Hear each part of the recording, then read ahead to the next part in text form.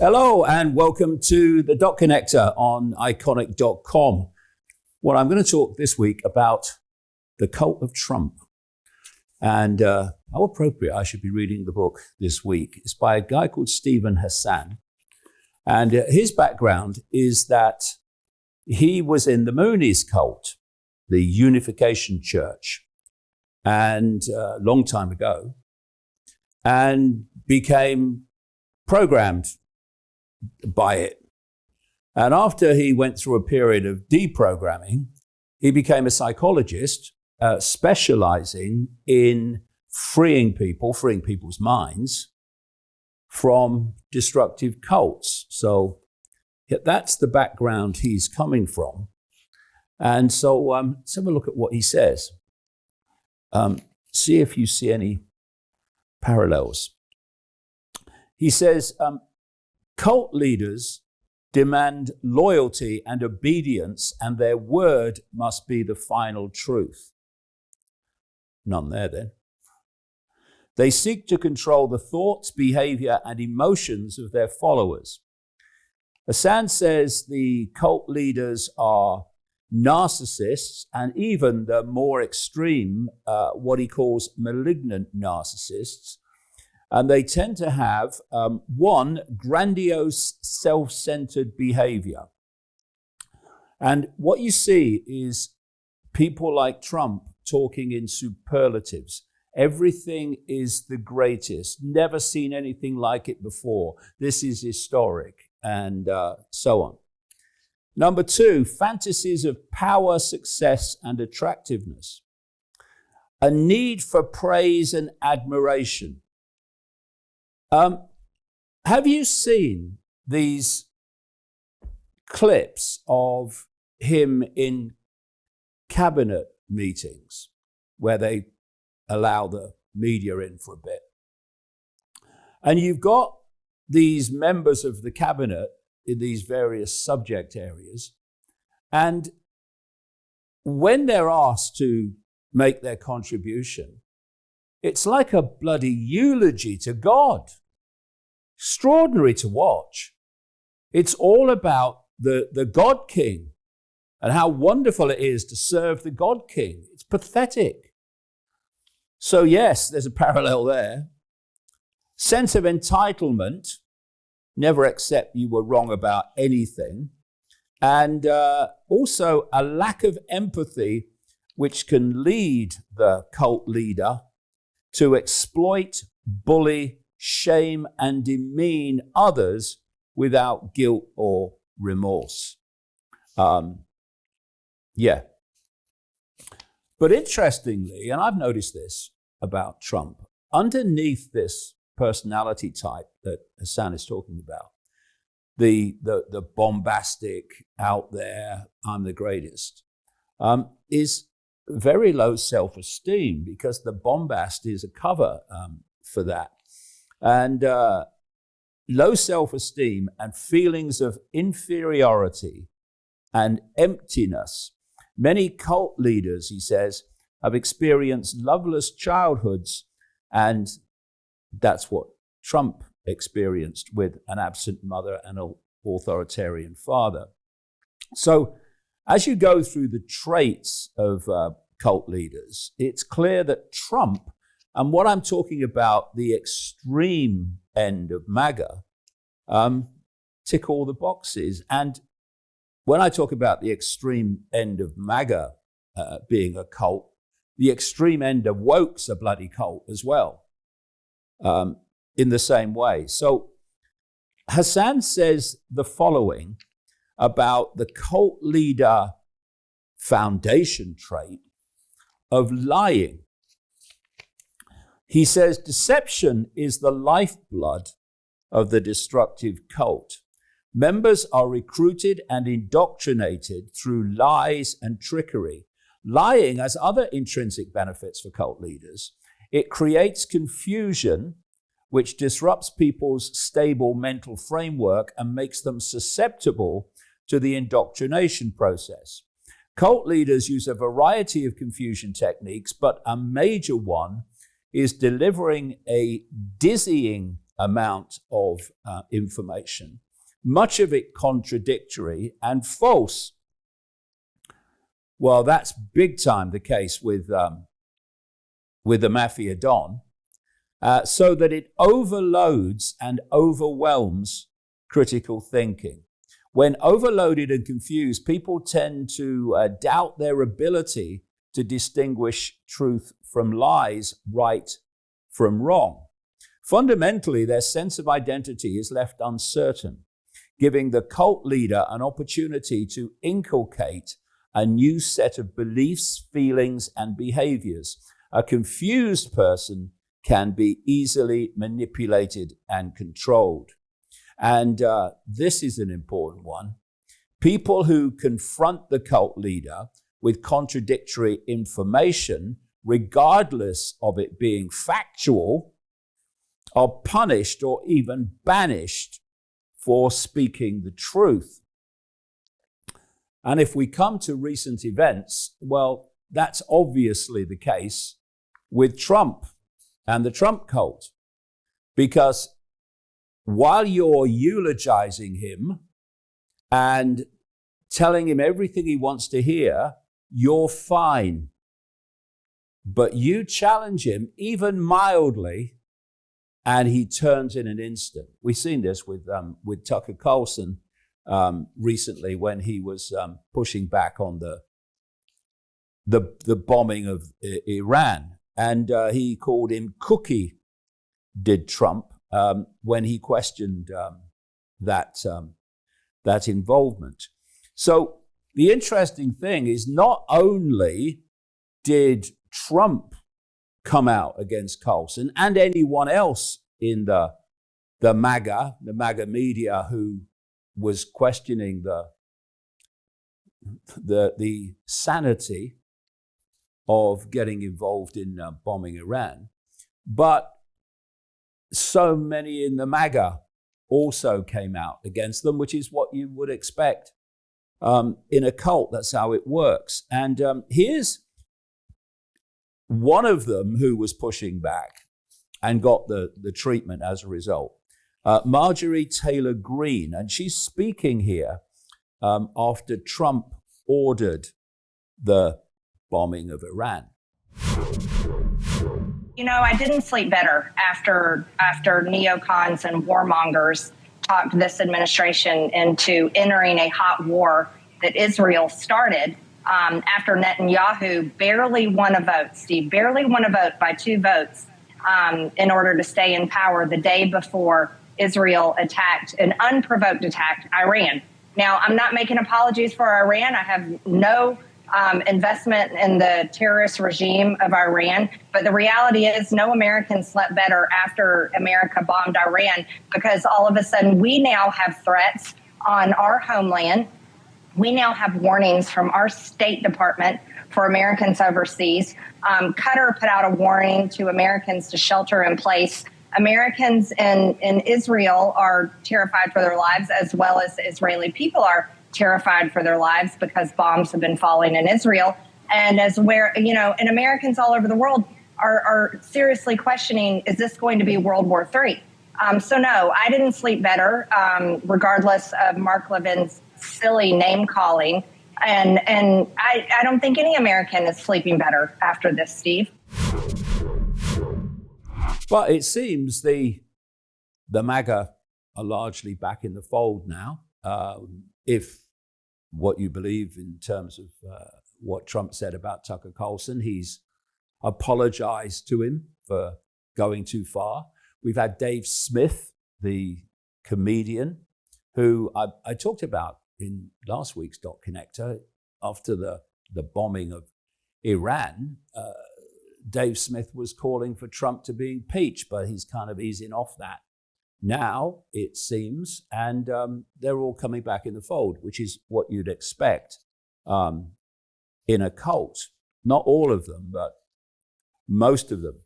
So I just want to highlight one guy who, whatever Trump posts, this guy agrees with it. He's a guy called Charlie Kirk. He's a MAGA, quote, influencer. And whatever Trump says, he's supporting it. And given that Trump changes his mind every few minutes, so does Charlie Kirk. No new wars, says Trump, until there are new wars, and then Kirk's on board. And don't get involved in bombing Iran, and then Trump does, and now Trump's a genius for doing it. But this is the best one this week.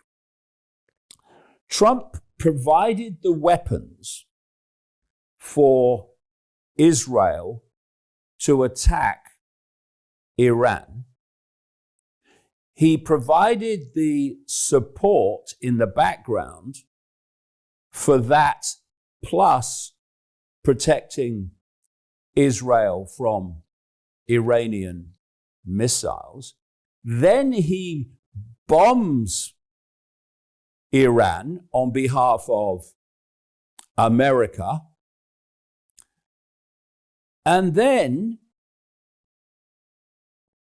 because there's a ceasefire that followed that, and I'll come to the real reason for that in a second, Charlie Kirk calls for Trump to get the Nobel Peace Prize. I kid you bloody not. It's the sycophant's sycophancy. The sycophant's sycophant.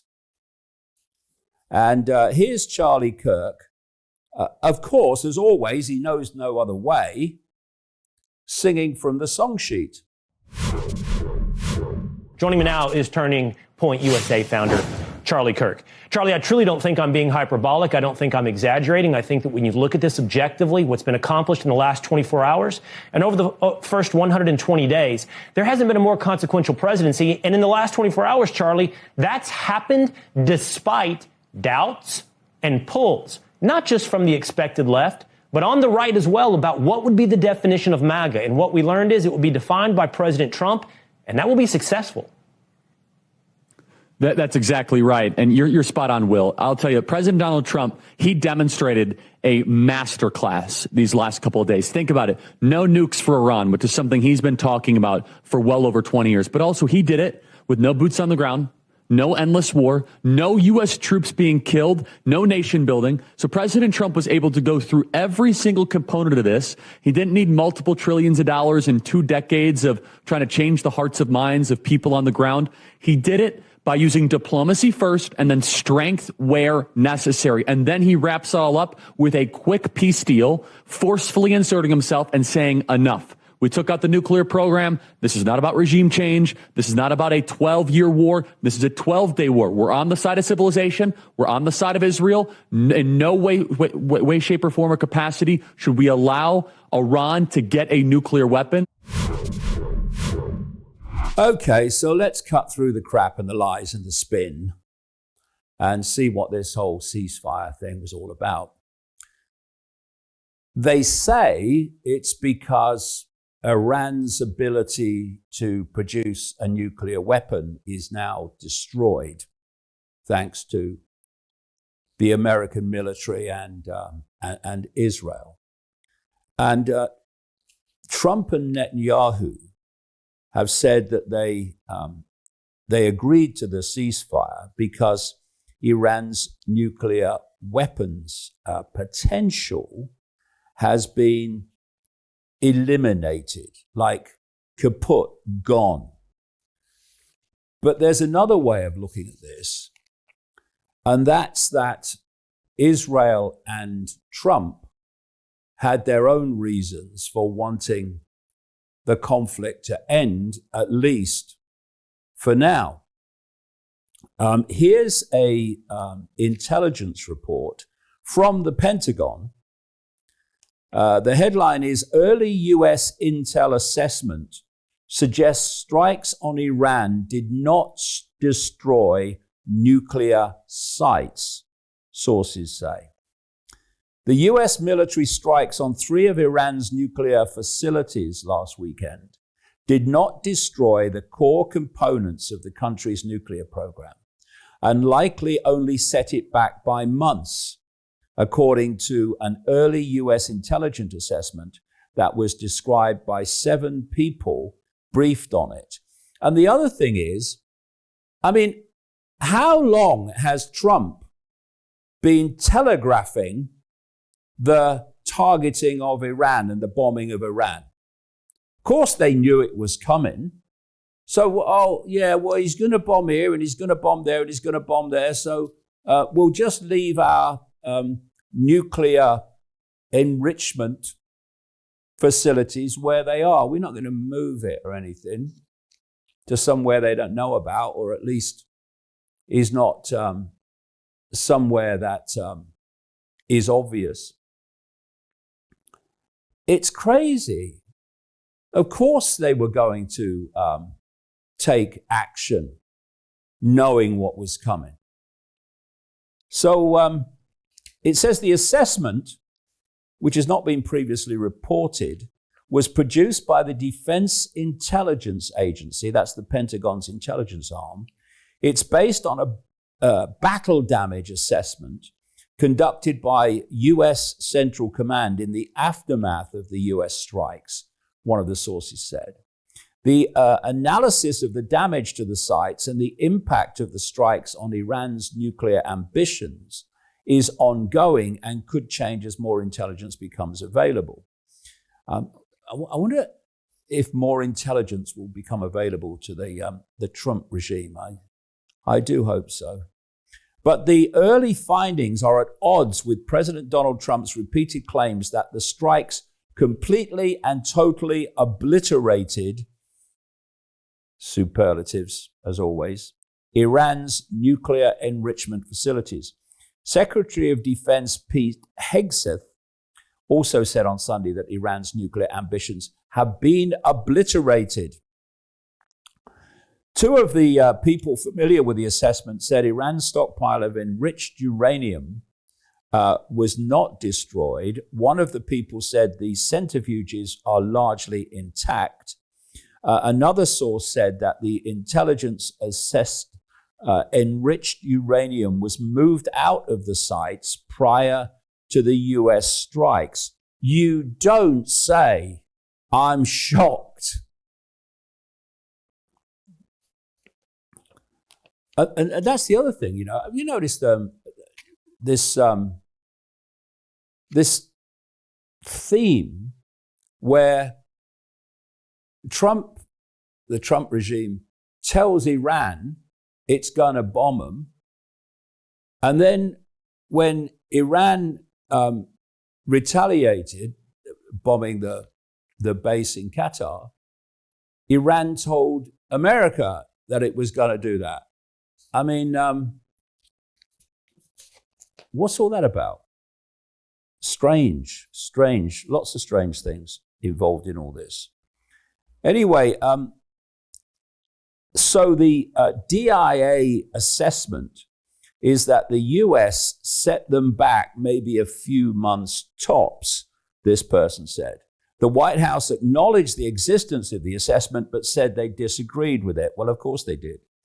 And White House Press Secretary Caroline Leavitt told CNN the leaking of this alleged assessment is a clear attempt to demean President Trump and discredit the brave fighters who conducted the mission. So the latest I hear, as I'm recording this, is that the Defense Secretary, Hegseth, is going to reveal, apparently today, this is the Thursday, irrefutable facts about the success of the bombing. So we'll see what he comes up with. And I'm sure Mossad is working on that evidence as I speak. And Trump says that he's doing this to fight for the dignity of our great American pilots. No, he's doing it to fight for the dignity of the cover story.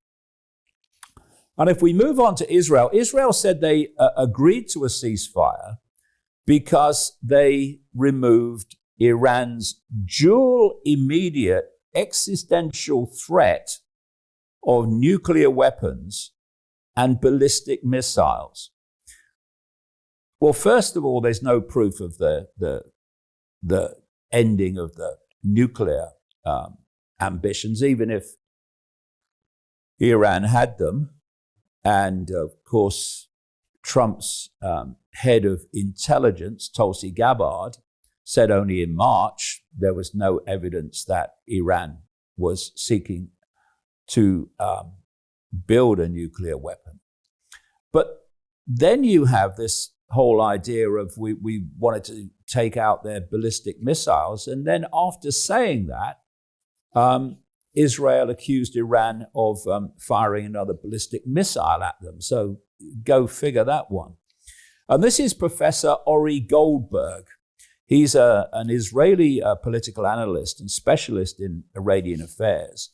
And he says the whole thing, the attack on Iran and all that followed, was basically pointless and a waste of time. I think it's somewhat ridiculous, especially the stressing of the goals of the operation. It is really unclear, and that is to say the least, what Israel's goals were. I mean, over the past week, we've heard Israel talk about everything from the decapitation of the nuclear program to regime change. Yesterday, the day before, were spent bombing what Israel called symbols of the regime in Tehran, said absolutely nothing about the nuclear program. It's still completely unclear whether Iran's stockpile of fissionable material was hurt during the American attacks on Fordow and the other facilities. True, there's been damage to facilities, but it's not clear what has been done. And let's go back a little bit and remember that nothing had essentially changed in the situation between Iran and Israel. There was never an imminent, inevitable threat. This was a decision that through and through was made on the basis of political considerations, mostly domestic, some of them foreign, but all of them having to do with Gaza and not with an imminent threat from Tehran. So the statement trying to spin Israel's position at the moment after a very difficult morning here in Israel, the statement, I find it to be ridiculous at best. Well, the other thing, as Goldberg mentioned there, is that Israeli cities were hit by Iranian missiles like never before.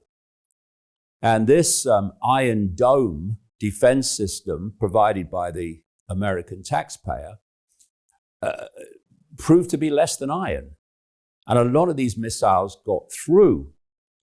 And also, Israel was apparently running out of these interceptor missiles that this dome uses to protect the country. And therefore, it was in the interests of Israel to call a halt and a ceasefire, not least so they can restock, but also, as someone rightly said, Israel never agrees to a ceasefire anytime unless it suits them and it's for their benefit.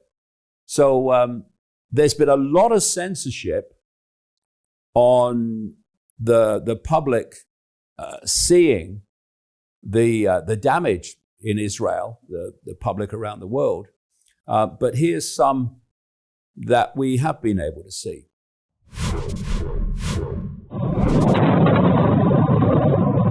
Iranian strikes began within hours of the U.S. joining the conflict. The damage is extensive, with sites in and around Haifa and Tel Aviv being bombed. We were in the center of Israel, center division of Israel. A missile fire hit right inside of a building complex behind me.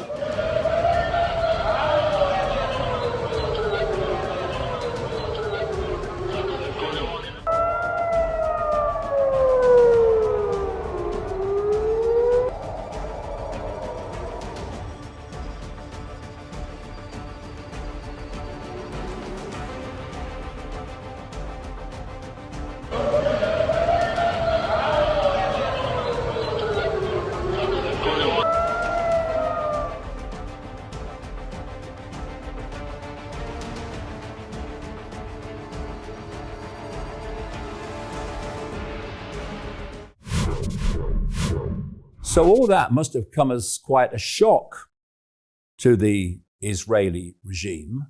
And you can see why they wanted to call a halt to it, if only temporarily, while they restock their defensive interceptor missiles. And Steve Bannon, who is a Trump supporter and was an aide to Trump in his first term, he picked up this reason for the ceasefire as well. Yesterday they took this ceasefire was as much to save Israel. That's the hidden story here. They bit off way more than they could chew.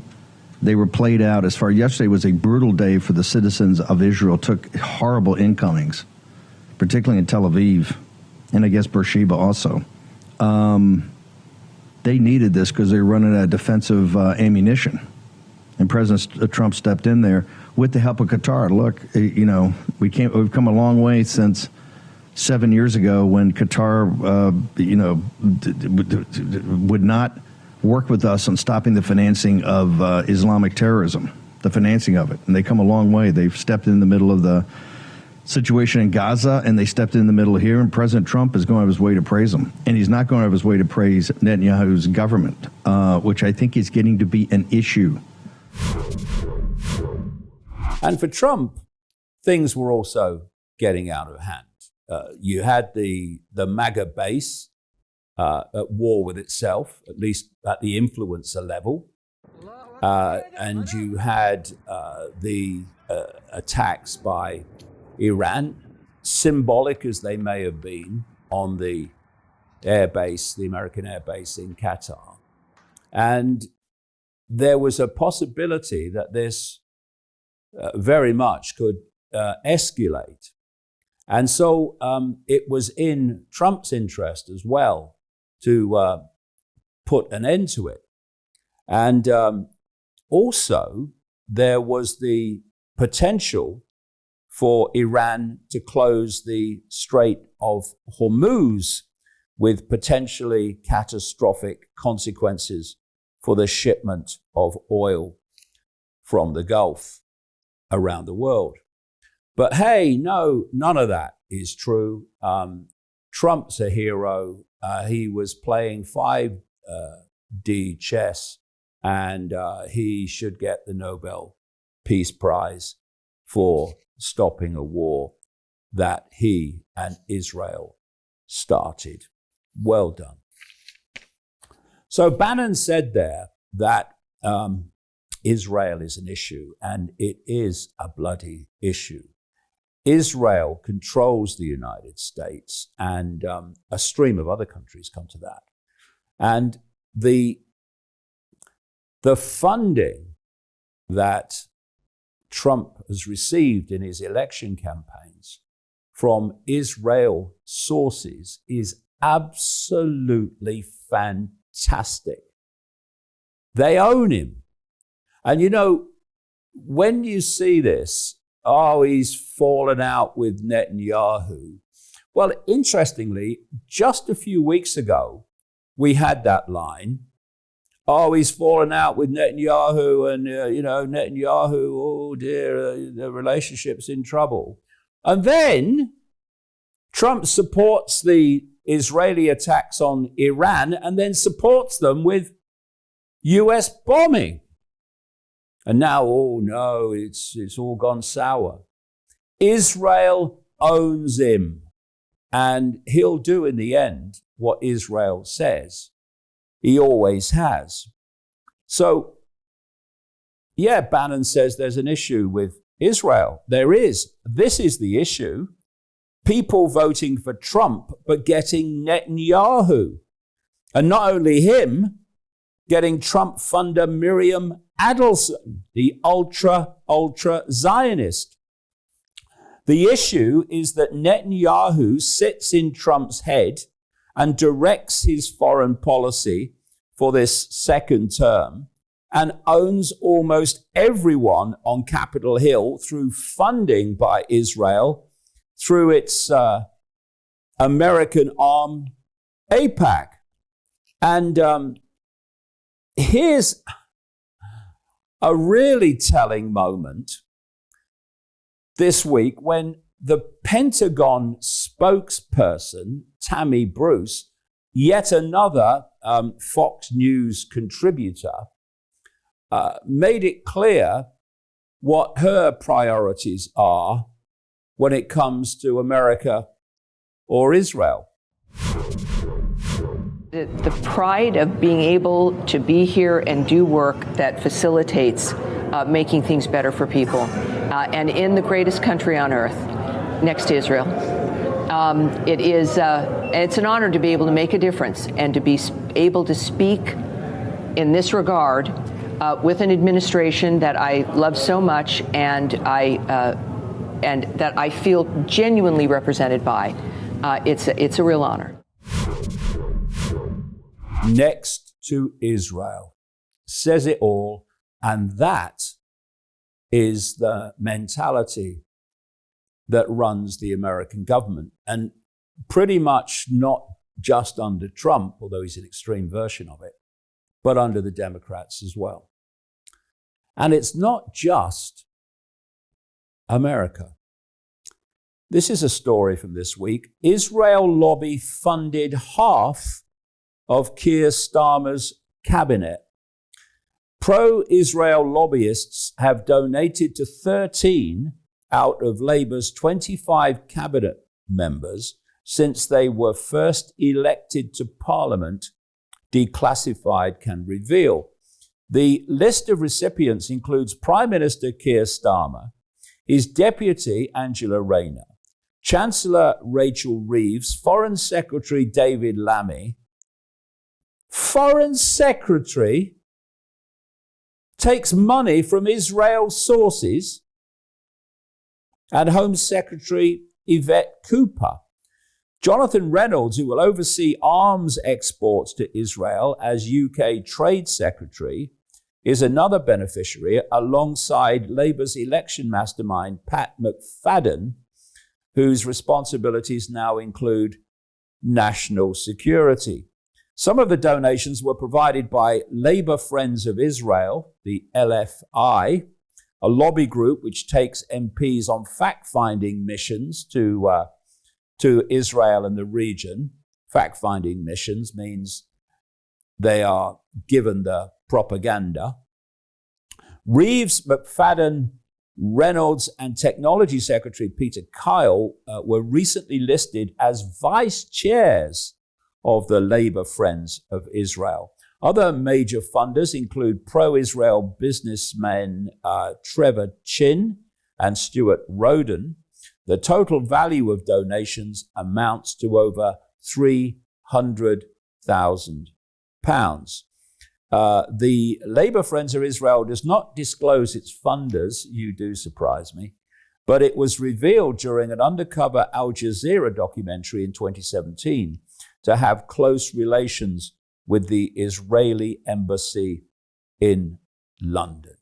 What are people in politics doing taking money from Israel when they're supposed to be impartial? Why does AIPAC fund the great majority of people on Capitol Hill? Because they like them. To get what they want, of course. It's everywhere. And here's another story from this week to give you a feeling of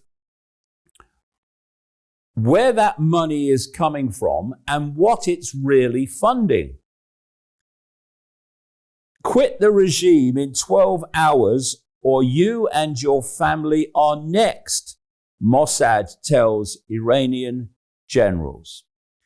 Israel's shadowy intelligence agency, Mossad, threatened Iranian generals and their families with imminent assassination if they did not quit the Ayatollah's regime, it's been revealed.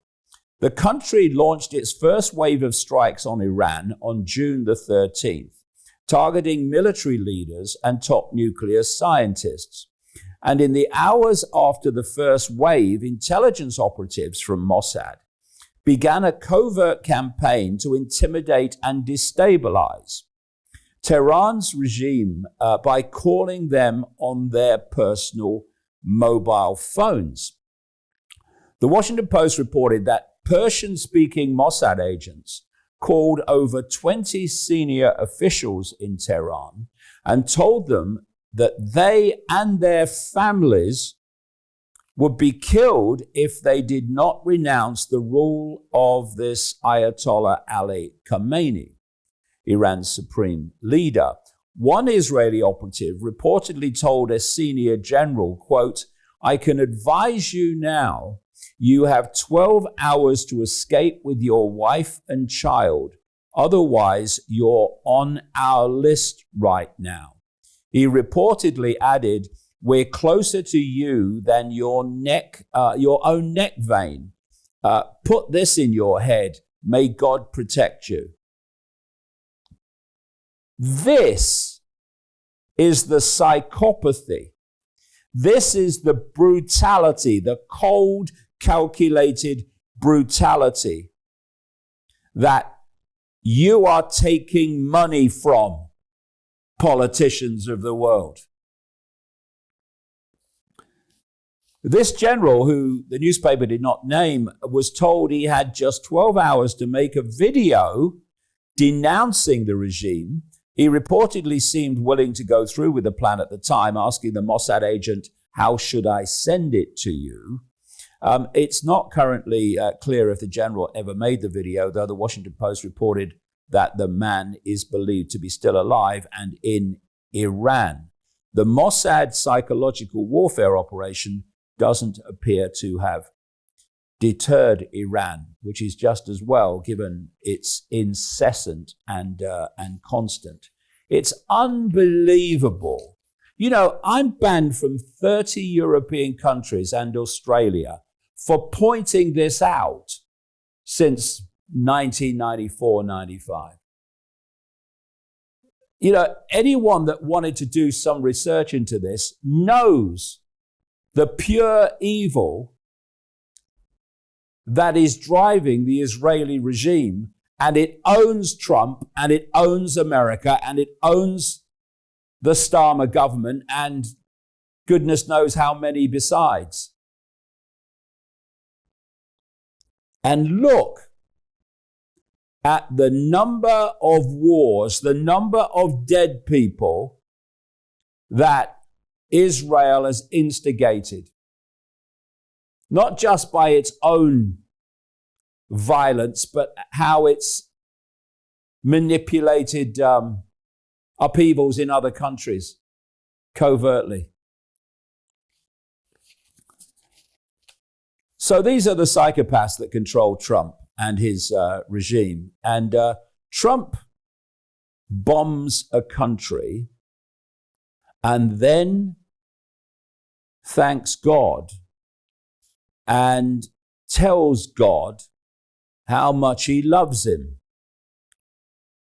This is a Trump who has no connection whatsoever to Christianity, but uses it because his MAGA base is into Christianity. And that's the only reason. So the God that Trump loves must be Yahweh then, the God of Israel. God, I want to just say we love you, God, and we love our great military. Protect them. God bless the Middle East. God bless Israel. And God bless America. Thank you very much. It's pathetic to watch. And this is pathetic too. He bombs Iran.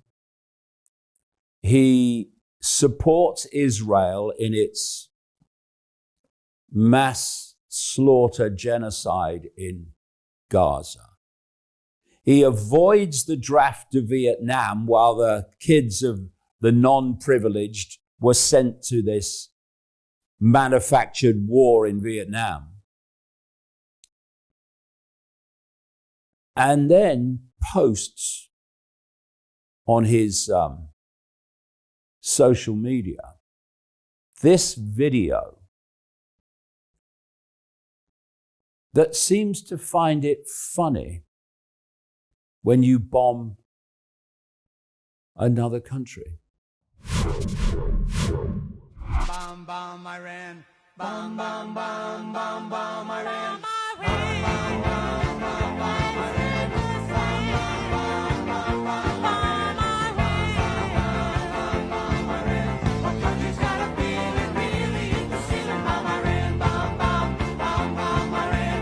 Went to a mosque, gonna throw some rocks.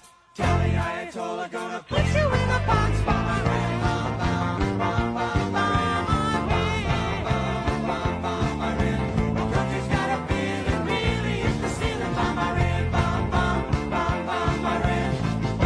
Sam's getting pretty hot. Time to turn Iran into a parking lot. Bomb Iran, bomb, bomb, bomb, bomb, Iran. Bomb, bomb, Iran. The country's got a feeling really hit the ceiling. Bomb Iran, bomb, bomb, bomb, Iran. And that, ladies and gentlemen, is the President of the United States running a cult which, at least at the extreme end, is called MAGA. And where it goes from here, well, who can tell? Anything is possible. So that's the public section of the Dot Connected this week. And to see the rest, go to iconic.com after 5 p.m. UK every Thursday. And there's more coming up about Gaza and the horrific numbers of dead civilians, women and kids, that is being kept from